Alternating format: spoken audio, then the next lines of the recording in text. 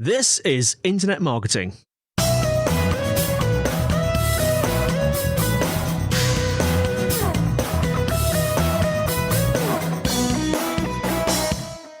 Hello and welcome to the Internet Marketing Podcast, brought to you by Site Visibility. I'm your host, Scott.colenutt, and with me today are Rob and Kennedy, founders of Email Marketing Heroes.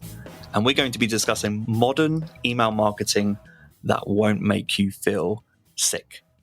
I have never felt more vulnerable as a podcast host because here with me, we've got Rob, who is a hypnotist, and Kennedy, who is a psychological mind reader. So I feel like I might as well just sit back today and enjoy the ride. Welcome to the podcast, Rob and Kennedy. Hello. Right, I've got to know a little bit about your story because I don't think we've ever had either a psychological mind reader or a hypnotist on the podcast in 650 something episodes. So I want to know a little bit more about how your years in show business really culminated in launching an email marketing company. So it sounds wild, I realise, and it's gonna make more sense as I start to unpack this. So hello, I'm Rob, by the way. Rob with the red hair, Arthur Rob, Arthur Red. That's the only clues you get. Kennedy is the good-looking and really funny one. Kennedy's the other one. Let's say Kennedy's the other one. I'm a hypnotist, as you said. So for the past 18 years, I've been lucky enough, initially alongside school and then eventually full-time when I left school, to travel almost all over the world performing as a stage hypnotist. So I get people up on stage, hypnotize them in a show, make them do hilarious things, and then send them back to the audience. And Kennedy, as you said, is a mind reader, uses skills like body language and psychology and reading people and statistics and understanding human behavior to make it look a lot like he can read people's minds, which is really the closest thing to being able to read people's minds. And when we left school for me and university for Kennedy, we met at a magic conference about the same time, so just before that, and became friends. And we both realized that straight out of school for me and university for Kennedy, we'd accidentally started a business. We'd never really planned, either of us, I don't think, on being entrepreneurs. But suddenly, I think a lot of people think as entertainers, it's kind of like people say, do you do okay at that? Like, is that okay? And the truth is, it's just a business like any other. You don't just stick an advert in the yellow pages and hope for the best. You've got to learn about pricing, positioning, branding, standing out from a busy crowd. You know, what we sell could be seen as a gimmick rather than something that really treats a big pain point. So we've got to look at that as well. And so what we started to do was to find ways that we could stand out from the crowd, get clients, get referred, get repeat clients. And email was just the thing that we most naturally leaned into. Now, the thing that's worth pointing out then is that email 18 years ago was very different to what it is now. Not everybody had an email list. Not everyone was on 300 different email lists. There weren't that many emails landing in people's inboxes. And at the time, the technology really was you could get somebody to opt in, join your list, email them, merge their first name in. And that felt like witchcraft. Like that felt like putting a man on the moon to us as sort of late teenagers, early 20s, just getting started with this stuff. And so that was really exciting. So that's what we wanted to do. And we just very quickly and very naturally became quite good at it. And we're trying to find ways to do it that were different to what other people were doing and teaching. And before very long, that led to other entertainers, everything you can think of, jugglers, ventriloquists, clowns, hypnotists, everything, saying, how are you using email to book gigs? Because they hadn't done that up to that point, really. So we ended up helping some friends. That led to us teaching as a business, each teaching other entertainers how to do this stuff. And then eventually, that about 5-6 years ago, we got approached by somebody in the more sort of general marketing sphere who said, hey, would you come and speak? I've seen what you're doing with email marketing. Would you come and speak at this event for all these different business owners? And they varied from people who sell cakes through to people who've got martial arts studios, through to people who make and sell stuff, through to marketing professionals and everything you can imagine in between. Small businesses. Would you come and speak to this crowd? And so we were like, okay, don't know why you want us, but okay. So we went along and we did it. And what we discovered by getting there is that what we were sharing was so radically different to, generally speaking, how people felt about email marketing. So we would get up and say things like, we email our list every day. And almost everybody in this audience of like 300 people passed out.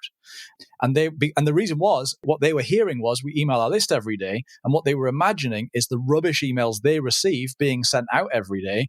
And then thinking, nobody could possibly do that. That's horrendous. And so we've really set ourselves this little mission. We still perform today, although obviously through the pandemic, that was fairly impossible, but we still perform. That's still a passion. It's still a thing we do. We haven't stopped doing that in order to become email marketers or anything.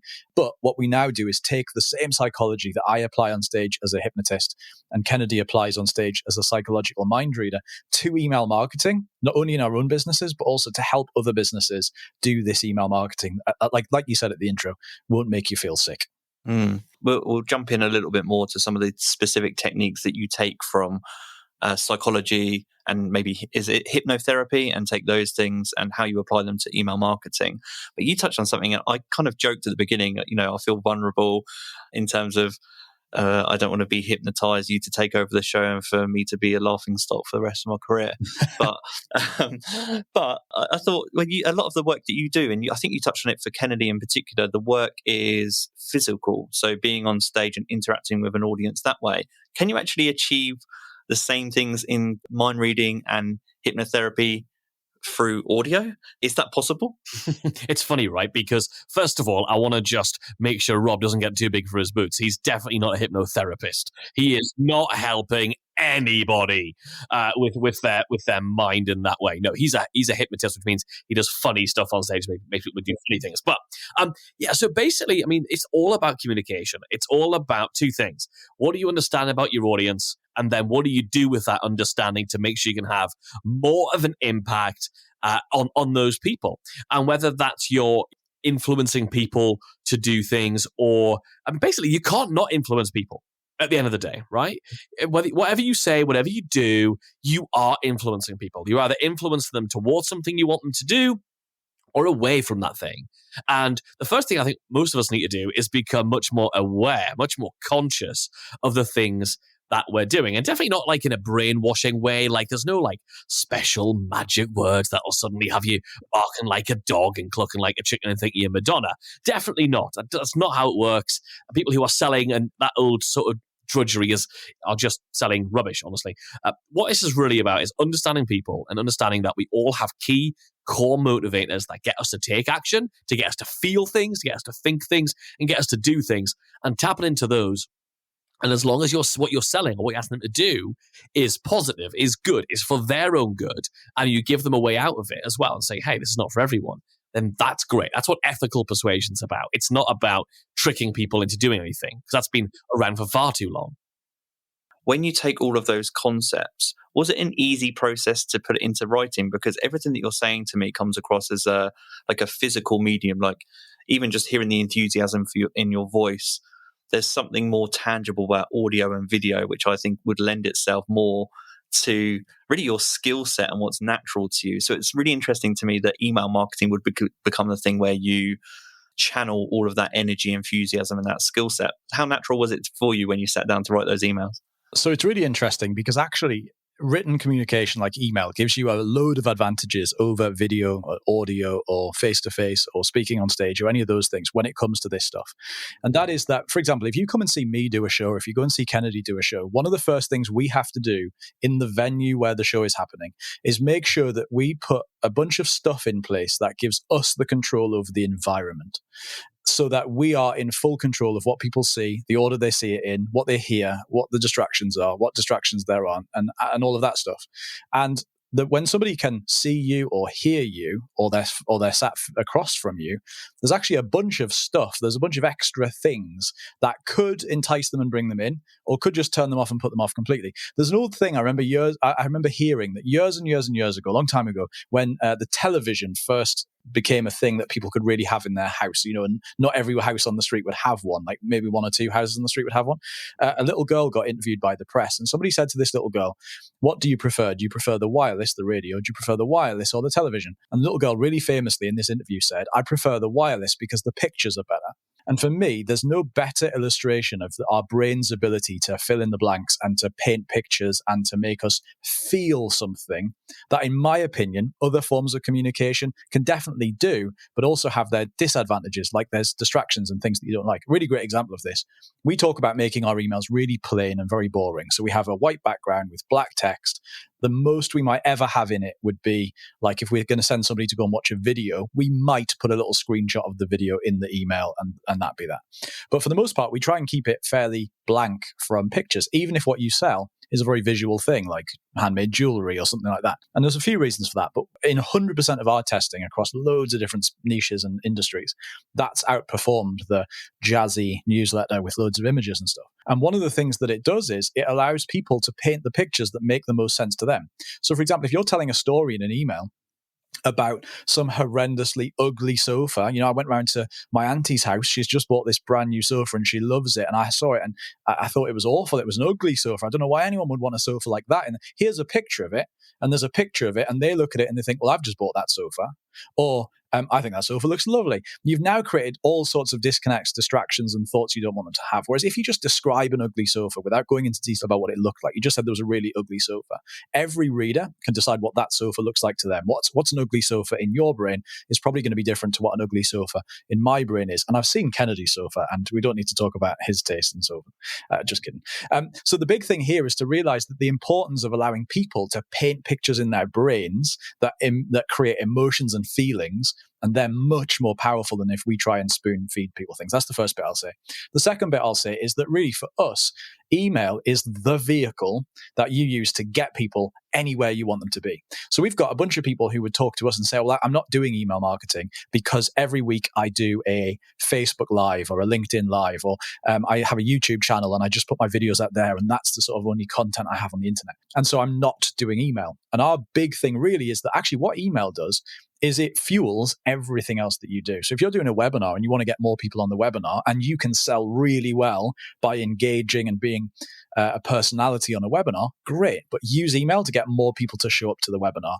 Likewise, if you've got a YouTube video and that works well for you, a YouTube channel, or you do Facebook Lives once a week, or you've got a Facebook group or a LinkedIn community or something like that, use email to get more of your crowd to go and look at that thing. So we're definitely not saying that email replaces everything else in your business. We use a lot of video and we use a lot of stuff. We have our podcast, the Email Marketing Show.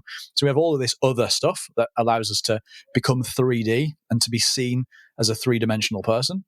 But really for us, in terms of what email allows you to do by painting these mental pictures, it's really powerful. The way I'm visualizing that, it's almost like is it fair to say you're using email marketing as like influential signposting? It's like both directions, isn't it? Because if you think about when we all first got Facebook, remember that? You got your first Facebook account. And every time somebody tagged you or, heaven forbid, poked you on Facebook, remember those days? And that was okay. And what would Facebook do to let you know and get you onto the platform? They would send you an email about it. Right? The biggest senders of emails in the world are the social media platforms. And what that means is it's a two-directional relationship. We want to move people from just being on our Instagram. So people are on our Instagram. I know some of your listeners maybe follow us on Instagram or whatever, but you know that we move people to our email list. Why? Because then we're going to be able to move you back to other places as well. Also, obviously, marketing 101 is you want to own the data. Like, obviously, if you get kicked off or shadow banned on Instagram, well, you've got nothing you can do about that. You can't download your data and upload it to MySpace. That's not going to work. Whereas if you have a barney, you have a fallout with your email marketing platform, you can download it and upload it to a different one. So at least you're going to own the data. That's a really good thing. And then you can signpost people back to those platforms. So it's interesting that people say, how do you email so often? Or how do you make offers in emails? And you want to have offers in most of your emails, definitely. You want to have stuff that people can click on, definitely. But it doesn't always have to be paid stuff. Like sometimes the links in our emails, yes, there might be, hey, go check out our email marketing membership. We call the lead. Yes, it might be that sometimes. But sometimes it's, hey, we've just released a new episode of the Email Marketing Show podcast. Here's the link to it. Or here's our Facebook group, whatever. Like we definitely want to use it as the place where people come in to get value. And that's a big change that we want people to make in their email marketing. Like the emails themselves should be valuable. Like email is the other app that's on people's phones, snuggled in between TikTok and Tinder, where they want to get value. I was thinking about how long you've been in email marketing, and I was thinking also about GDPR, privacy regulations. And I know there's kind of a renewed focus on email marketing because of people wanting the first party data ownership. Are you seeing this renewed emphasis or people discussing this and coming to you as a source to help them really secure greater first-party data? Is that something that you've seen as a trend over the last couple of years? Yeah, definitely. I think there's a real thing lately where, more and more people are being banned from from the social media platforms, rather, mostly and often without any particular cause. This is just happening. People we know who've built multiple accounts on Instagram up to tens of thousands of followers or hundreds of thousands of followers are suddenly having that taken away. But for us, I think one of the big things is people are starting to realize that having a big following on social media doesn't actually, a lot of the time, just translate directly into revenue and into sales. Because of, if you just took the numbers of, if you had 10,000 followers on Instagram or 10,000 connections on LinkedIn, and they have the same 10,000 people by email, we couldn't even begin to imagine what the difference would be in terms of the sales from that. But it's going to be 10, 20, maybe 100 times more just by having the same people, but having their email addresses and being able to sell to them that way. So I think people are starting to realize, I think what happened was people who got into business and started their businesses in the last maybe 10 years were kind of tainted by the terrible email marketing they've been receiving, the sort of grubby stuff that we talk about. And they thought, well, I don't want to do that to people because I hate receiving it. One of our clients quite recently said this. They're a business partnership. They came in. One of them was quite open to it. The other one said, I'm only really here because she's here. I hate receiving emails. I don't think I want to send any more than we're sending now. And now they send emails to their list every day and they love it and their subscribers love it too. And so I think one of the really interesting things about this is it's easy to look at email as it's being done to us and think that that's what it is. That's what email marketing is. And I don't like that, so I'm not going to do it. Rather than, well, what could it be and how could it be different and how could I use it and how could my people like it? So I think people are now starting to see that there's definitely a downside to just building a business on borrowed land, just building a business on social versus moving those people across onto your email list. So we always talk about building your audience on social media, but build a business via email. And so I think that people are definitely starting to see that that's an important thing to start doing. I want to know more about the grubby stuff. Tell me about the grubby email marketing that you either have seen in the past, you continue to see, the things that just really irk you. What's happening? For me, it's definitely got to be about that tricky, get it opened at any cost. And we've seen that a lot, like tricky, dodgy subject lines, people using stuff like re, and then something in the subject line to make you feel like, this must be a reply to something I've forgotten I sent. And you open it and you feel immediately furious because, well, that wasn't the case. Or FW forward, anything that tricks people into opening the email is definitely one of the old grubby ideas. It's this idea that you build an email list and you email them and bash them over the head until they buy, die, or unsubscribe. I mean, what kind of thing is that? Like, the thing is, social media has meant as a society, in terms of our psychological makeup as human beings, we have changed, we've evolved, and we now know that we can unfollow people. We don't have to watch what's on BBC One tonight at 8:00 because we're going to stick on Netflix or Prime or whatever and watch what we want when we want to watch it. And I might not be in the mood for that show tonight, but I'm in the mood for the other show. And we get to select. We're like, that has happened. That is what has changed and what social media has allowed us to do. But the problem is, while email absolutely allows you to do that with more control and easier than any social platform, the problem is most people doing email marketing haven't embraced that, haven't updated their thinking and the way they do it. Because they're like, well, that old-fashioned way is working. Well, it has worked. Is it working now when unsubscribing is so easy and are also precious over our email inboxes? No, it's not. So I think this idea of tricking people onto your email list, like, surprise, now you're on my email newsletter. I know you just downloaded that free report, but guess what? Now you're going to hear from me. Guess what? No, absolutely not. I think we need to be much more in line with GDPR, in line with actual just cultural stuff. Tell people they're going to be on your email newsletter. Hey, when you join my email newsletter today, you're also going to get this awesome free report. You're also going to get this cool video. You're going to get whatever it's going to be. And then in your first email, when someone joins the list, reiterate it, tell them about it, and actually sell the value of receiving emails from you. Because I'm going to show up every single day with a tip, a hint, a tip, a story about that's going to help you improve your email marketing in our case, or whatever it is that you do. So tricking people to open your emails, tricking people onto your email list. I mean, those 1 million carriage returns at the bottom of an email, so that it pushes the unsubscribe link right at the very bottom of the out of the bottom of an email. Like, please, all this kind of rubbish, this BS, which is just tricking people and tricking people onto your list, tricking people to open your emails, and then not allowing them to easily leave your list, tells you one important thing: your email marketing must suck. Because if you're going to trick somebody onto it and you won't let people out of it, you're trapping people into it. And this is this is one of the many things that GDPR was brought in place to stop, put an absolute end to, because it's horrendous. If you don't write the book Buy, Die, and Unsubscribe, then I might have to, because that was a perfect summary of that whole scenario. But also, the way I summarize that in my mind, I've experienced this recently, actually, with people that I actually quite admire in other mediums, but their email marketing has maybe given me an unfulfilled promise. So it's maybe tricked me into opening it, maybe in a promise in the headline or the subject line.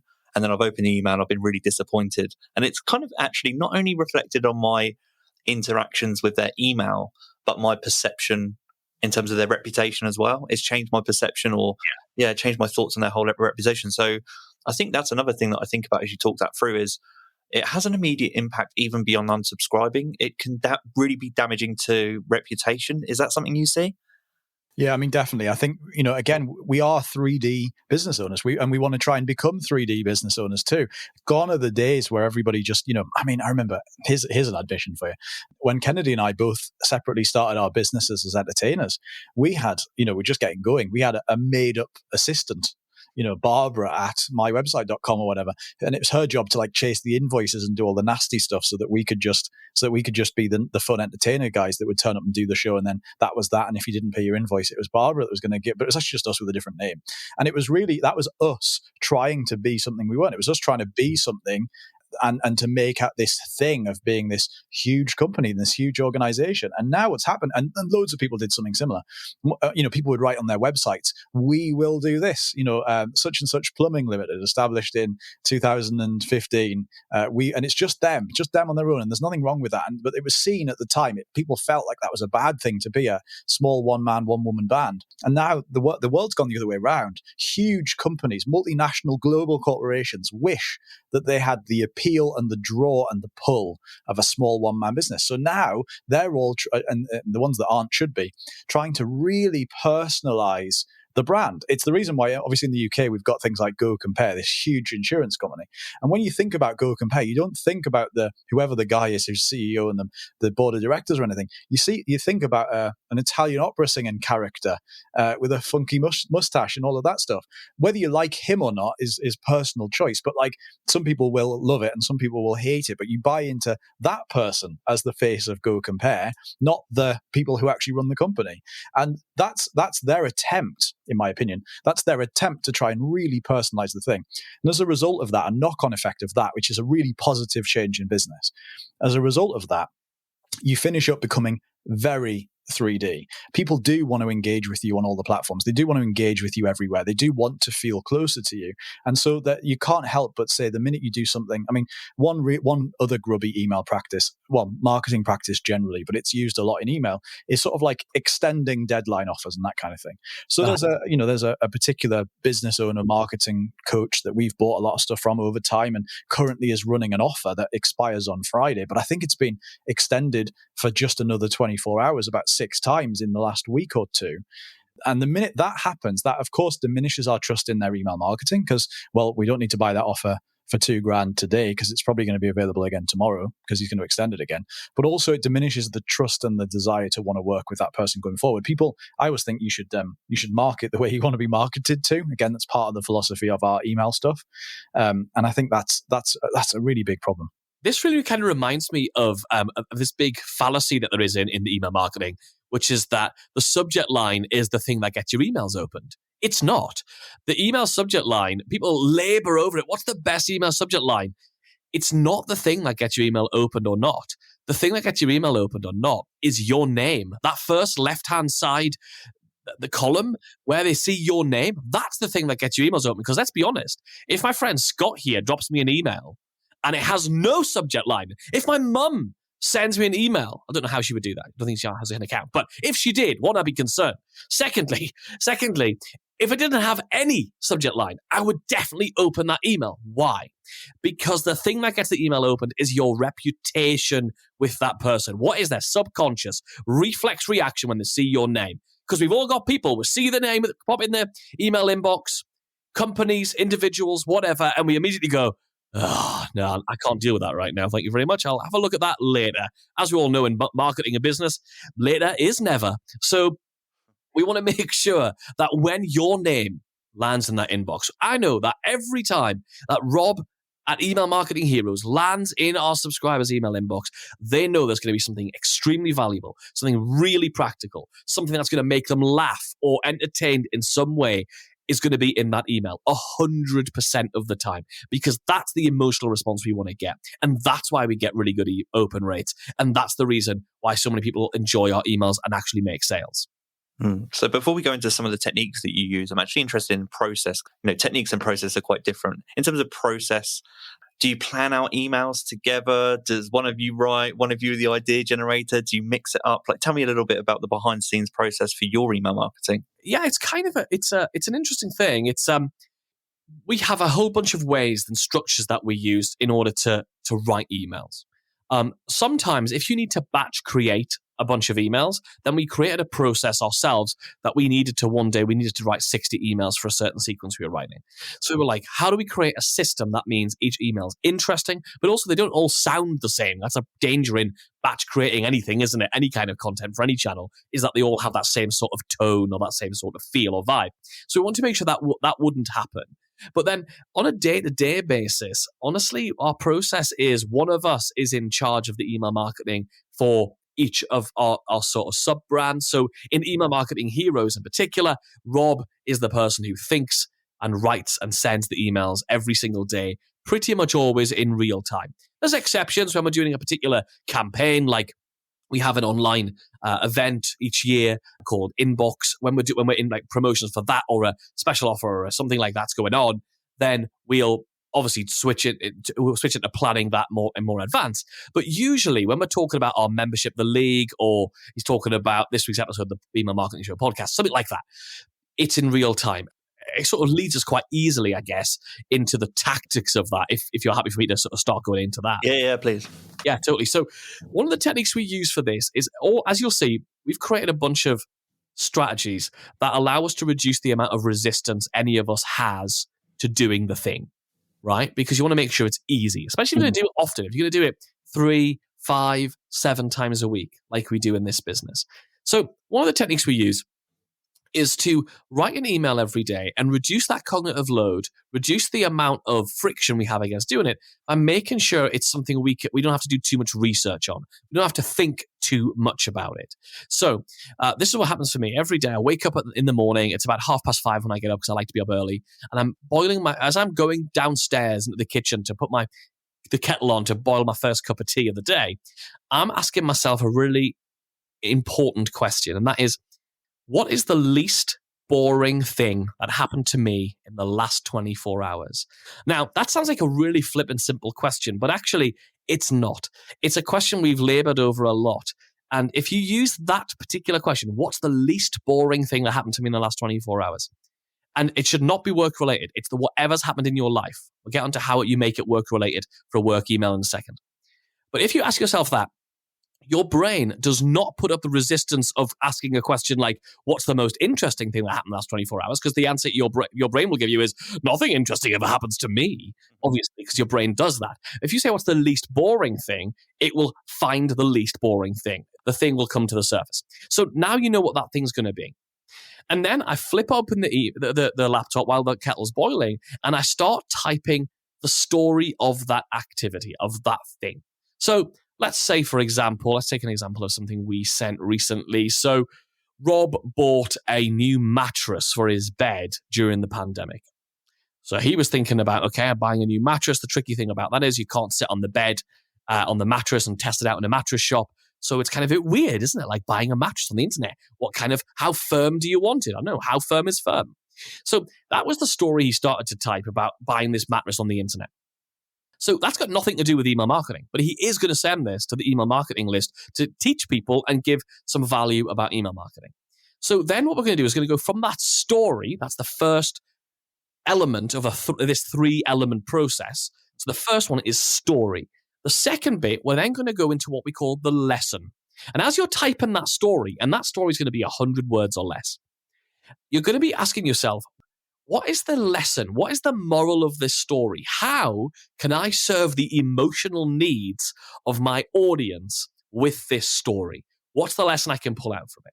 And in this case, it could be something like, well, for us, for example, it would be, well, buying anything on the internet's kind of tricky, because if people can't pick it up and see that it's real and see how robust or reliable or good it is, it's challenging. So we've got some work to do as people trying to sell things online in order to make sure people feel safe and confident in buying anything. Oh, okay, that's a valuable lesson. So what we've done by doing story, then lesson, the first 2 phases of the 3-stage process, is we've given 2 pieces of value by default. We can't help it. If you do story, then lesson. You've given before you're even going to make a request, and you've given twice, because then you're going to transition into the 3rd stage, which is the offer. Story, lesson, offer. That's 3 phases. So that offer stage could be, hey, we help you do this. We help you make sure that your offers are really convincing. They're really robust. They're really exciting and engaging for people inside of our membership, the League of Email Marketing Heroes. Click here to go and find out what it is and link to your product or whatever. The offer could also be a free thing. It could be, and we talk about that more in this week's episode of the Email Marketing Show, or here's a free report, or here's a whatever, here's my YouTube thing, or here we're talking about that on our Instagram Live this week, whatever. But the format is story, lesson, offer. And that means every time you send an email, 3 days a week, 5 days a week, 7 days a week, whatever it's going to be, you always use that format. And that means you can't help it but be giving 2 pieces of value before asking for 1 piece of something back, that offer. 2 value, 1 offer every single time, which means you don't have to think, is today a value day? Oh, is it okay if I ask for something today? You don't even need to have that conversation with yourself. That makes sense. So it makes everything about the writing process easier. Also, in terms of, I mentioned before about fulfilling a promise, your audience starts to build up an expectation. I imagine that they know they're going to get a lesson. Like the predictability or the consistency is something that I imagine is reassurance to your audience, because they know what they're going to get every time they open those emails. In terms of the offer part, is that something that you do include in every email that you send? I was just thinking about the structure and wondering, I guess I'm just curious to know whether you can deliver a really good email with just the story and the lesson, as opposed to then incentivizing someone for the click through at the end. Do you ever leave them hanging in any way? Very rarely. So I would say probably 100% of our emails have something to click on. In some circumstances, that is the fact that in the bottom of every email, we have something. It's an old idea that's been around for a long time, created by the marketer Dean Jackson, called the super signature. We've messed with it a little bit, and we created something we call the super signature reloaded. But in a nutshell, it's an enhanced version of what Dean created. And it's basically at the bottom of every email, it says, by the way, when you're ready, here's 4 ways we can help you. And then we give them 4 possible options. They're completely unrelated to the story, the lesson, or the offer. They're just sort of 4 things. And there are 4 core things. So in our business, those are something that they can do completely for free and anonymously, which is go and listen to the Email Marketing Show podcast. The second one is come and join our Facebook group. So that is free, but it's less anonymous. You have to search for the Email Marketing Show community. You have to click to join. We'll then be able to see who you are because of your Facebook profile. You can then choose to give us your name and email address if you weren't already on our list, which obviously in this circumstance they are. But it's free but less anonymous. Then the next option is you can join our membership, the League, and there's a link to go and do that. And then the last one is you can hire our agency, where we'll actually do all of the emails for you if you're more interested in who's just having it done rather than having to learn how to do it. And so what that means is that every email does have this little menu of options at the bottom of it, just for whenever you are ready, we're here. Don't worry about it. There's no pressure. There's not a sales pitch. But when you're ready, just here's some stuff. So every single email has those in them, and those get clicked pretty much every day. Having said that, the vast majority, so that's 100% of our emails really have those in them. I would say that probably 95% of our emails do have a direct offer in the email itself. The only occasions where that wouldn't be the case is sometimes we'll strategically use an email to just warm them up for the thing that's coming tomorrow. So like sometimes we do a thing called a BED campaign, BED, which stands for beliefs, evidence, and desire. And basically we tell a story that builds belief, and there's nothing to click on. And the next email is we build up evidence that supports the belief that we give them on day one, and evidence of the importance of this thing. And then on day 3, we build up the desire. And those typically are just stories and lessons, but without the offer in them. But the offer is coming on the 4th day, effectively. We're about to roll into maybe a 3, 4, 5, 7, 10, 12 day campaign. And the BED campaign is designed to build the beliefs, evidence, and desire they need in order to make that a relative no-brainer once they get into it. But for the majority of emails, they do have that offer in, but the offer doesn't have to be paid.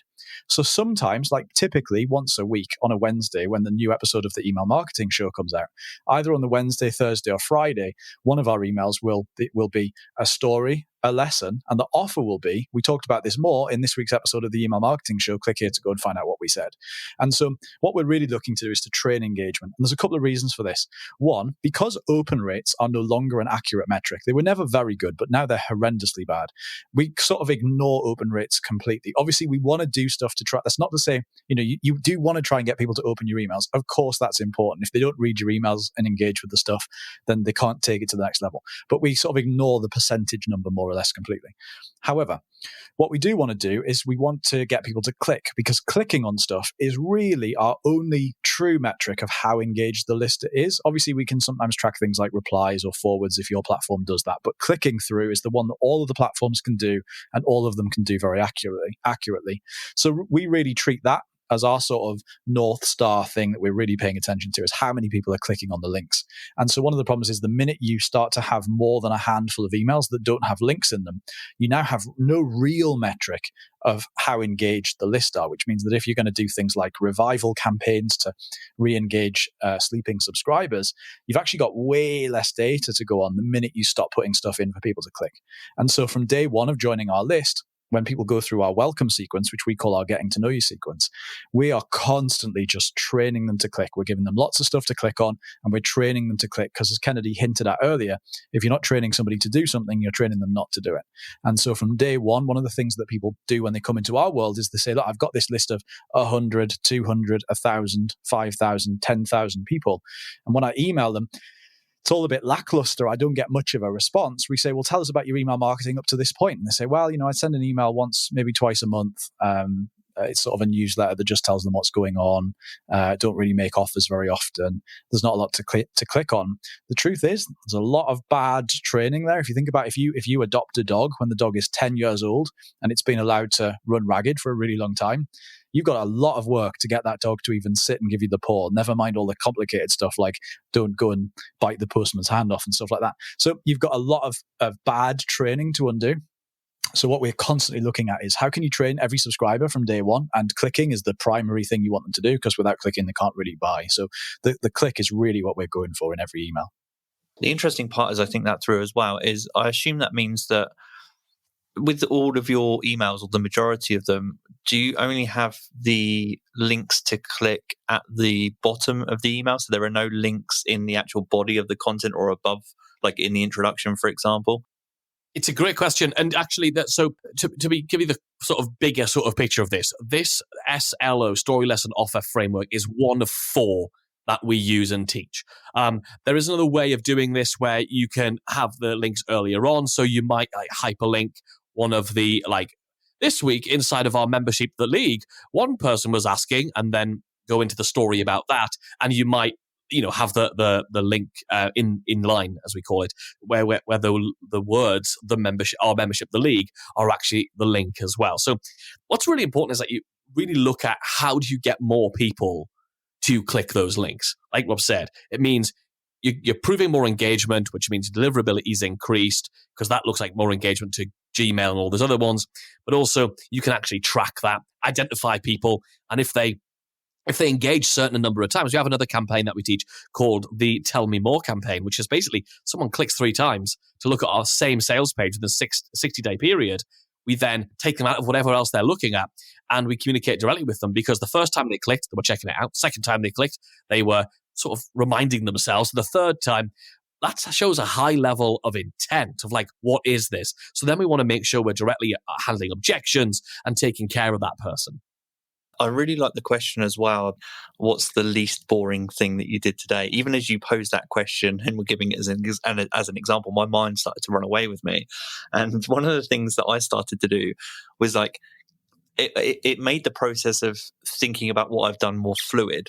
Yeah. And I was comparing in my mind all of the things that have happened to me to see which was the least boring. Can you apply the kind of structure of that question to other aspects of marketing? Does it still work? Do you apply it in other areas of your life? I mean, a lot of what we teach really applies to other bits like social media and whenever you're doing anything really to make it more interesting and personality full. I think, you know, if reality TV tells us anything, whether you love it or hate it, it tells us that generally speaking, we as people like to see behind the scenes in other people's lives. And truthfully, before reality TV, it was soap operas. The reason EastEnders and Coronation Street and everything are interesting is because it's almost like it gives us this slightly voyeuristic view into what could be our neighbors' lives, you know, the things that go on behind the scenes in the houses of the people who live around us. And again, love it or hate it, whether you watch those programs or not, it's sort of baked into our human nature that we care about what other people are doing. And on a really modern level, if you look at the people who are social media influencers, these young, trendy people typically who built YouTube channels of millions of viewers very early on, the reason that worked is because actually initially they didn't have a gimmick, they didn't have a thing, they didn't have a thing to teach, they weren't offering anything, they had nothing to sell. They had no benefit to add to anybody's lives other than being interesting, effectively TV presenters, but stuck on their own channels on YouTube where they had control of it. And again, I think that what that shows us, the fact that that's possible and that's become a thing, is that what we really care about is seeing inside of people's lives. So typically speaking, and here's an interesting behind the scenes nugget. When we post on social media, either in the Email Marketing Show community Facebook group or on our Instagram, and we try and teach email marketing stuff, truthfully, the engagement's not very high. The minute Kennedy posts a picture of his dad on his dad's 80th, him and his dad on his dad's 80th birthday, talking about the thing they did, engagement explodes. Hundreds of likes and comments and stuff. Because we want to see the people behind the scenes. So I think there's a big lesson that we put into our email is that our emails deliver value to people and they definitely teach stuff, but they are not long-form content. The long-form content, that's the stuff that you pay us for. It's the stuff that's on the social media and the stuff that's in our email is the surface level, what to do and why it's important. The how to do it, you pay us for. Or if your thing is a product, if it's a physical product or a physical service that somebody's paying you to do, then obviously that's the same thing. The how and the what is wrapped up into that.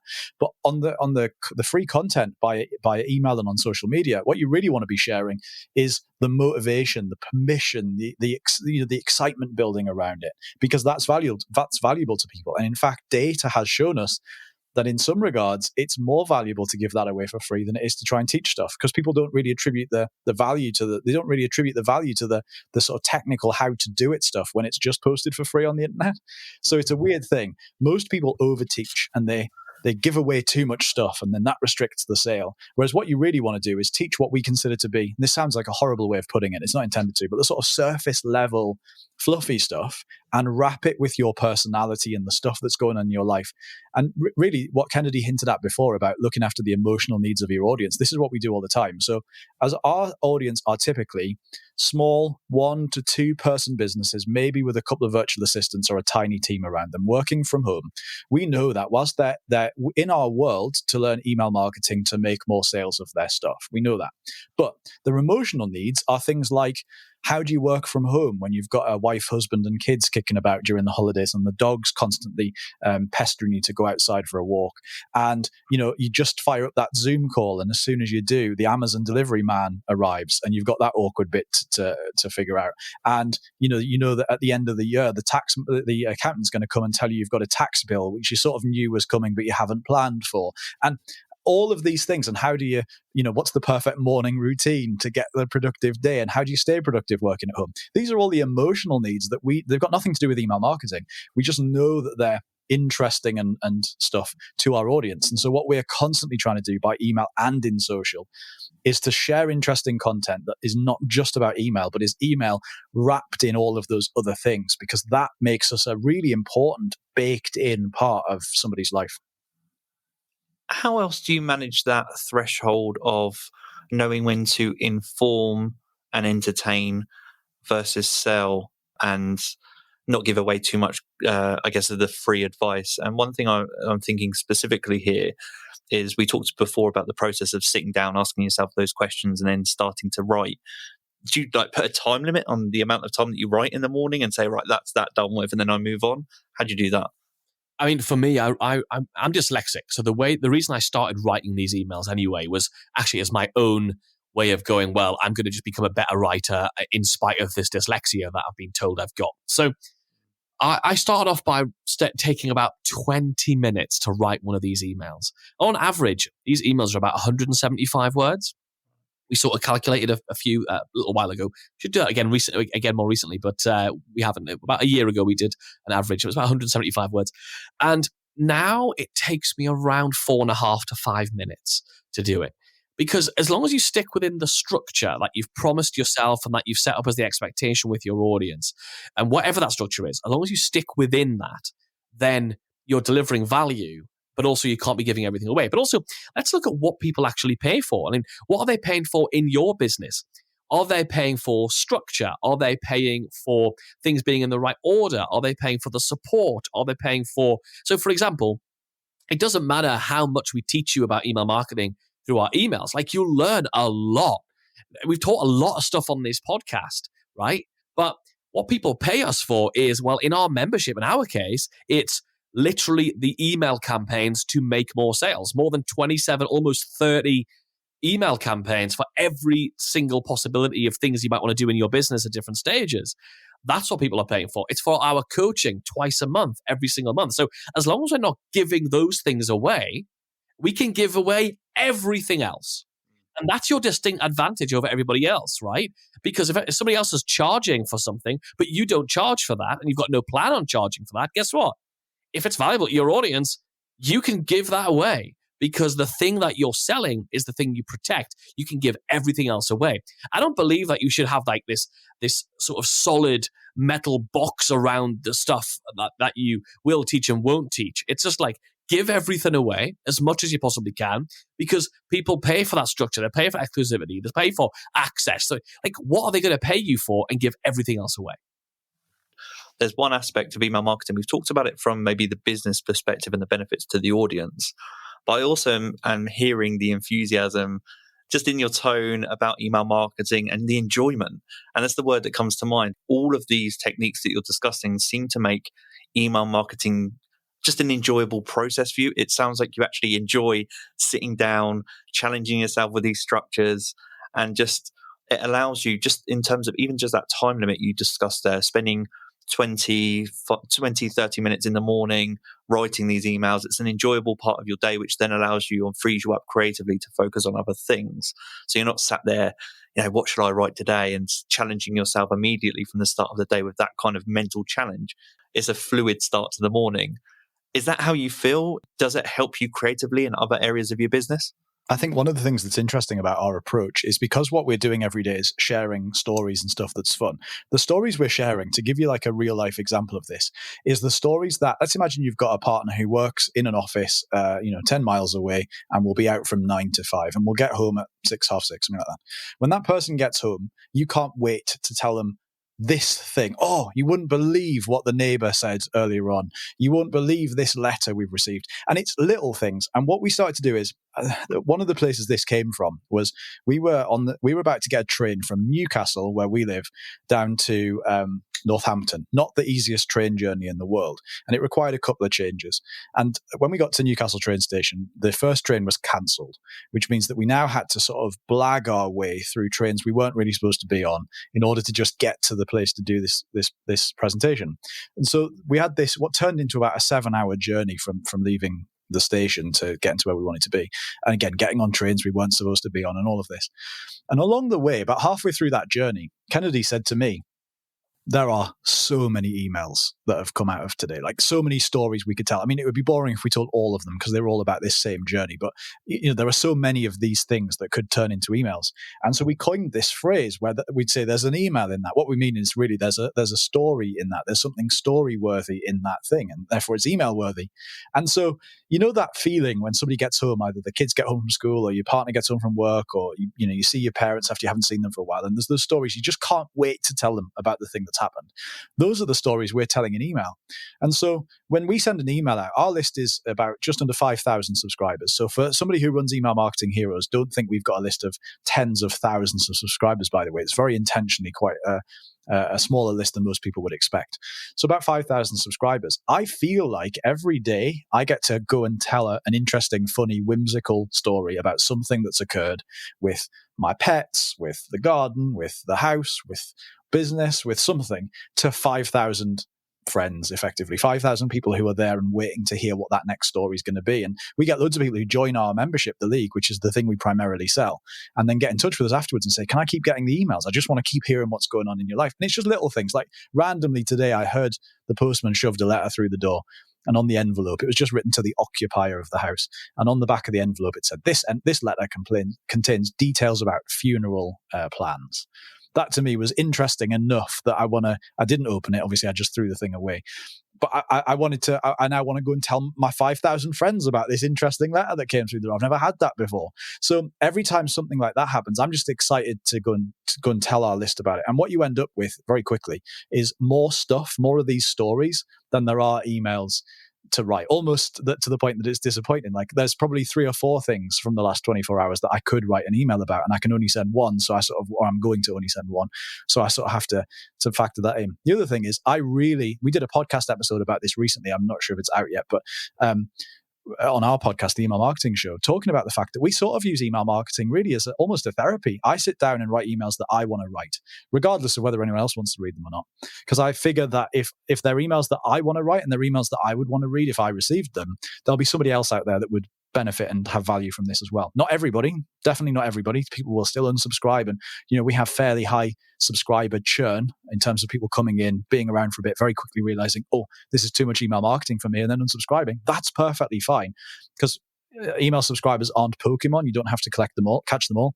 You just have to get the ones who are going to hang around and be there for the long term. And that's what we're really doing. And so we sort of really see it as a therapeutic thing. So it definitely does inspire your day correctly, whether you do it first thing in the morning like Kennedy does, or randomly throughout the day like I do, just whenever you've got 5 minutes and the feeling takes you. It's definitely a beneficial, almost therapeutic thing to do. Just a final question, actually. You just triggered one final question. You said when the feeling takes you, and you talked about the example of the train journey. Do you kind of have a bank of ideas, or do you actually challenge yourself to just forget the things that have happened and just focus on the last 24 hours? Yeah, I mean, one of the things we often say is some days you're going to have more email-worthy things happen, events happen. Other days, you might just be sat in your pants on the sofa and not doing anything. Now, I have sent an email in my life which was about nothing happened to me today. I sat in my pants. I don't know what to talk to you about. And then that turned into a lesson about not knowing what to talk about and so on and so forth. So the absence of something can be something in itself. But yes, so we have a concept we teach called the Story Vault, which is literally just a really simple Google document or Google spreadsheet if you want. And when things happen, just make a note of them. It could be a thing in the notes on your phone, just to store them for those days when you're just feeling uninspired. So you definitely want to collect stories as they happen. And it's like anything. As you become more aware of thinking about these things, you'll start to see more of them. I want to thank you both for sharing your stories with me today, because it's been a really fascinating episode. It's really made me smile and really made me think about email marketing differently. I appreciate it. But before we let you go, do you want to let our listeners know where they can find out more about you, in particular the League and the Email Marketing Show? Yeah, definitely. So obviously you like podcasts, so you're listening to this. You can go and check out The Email Marketing Show, just wherever you get your podcasts from. It's blooming everywhere. So go and find The Email Marketing Show. We have a new episode every Wednesday. We really just have a laugh, honestly. The episodes are quite short. They're typically 20, 25 minutes, and we have a real laugh and just chat about whatever is on our brain when it comes to email marketing and things like that. So definitely go and check out The Email Marketing Show. But we've also got a really cool free resource for you that we'd love to give. We've talked already about the importance of getting more people to click on the emails, click on the links in your emails, rather. Not click on the emails in your links, that's a different thing, but to click on the links in your emails. So there's a free report that we put together for you called Click Tricks. It's 12 really creative, exciting, and interesting ways to get more people to click on those links and to dress up those links so that they appear to be different. If you want to grab that, just head over to emailmarketingheroes.com/IMP. Wonderful. All that's left to say is, Rob, Kennedy, thanks so much for your time. And this has been the Internet Marketing Podcast. Take care.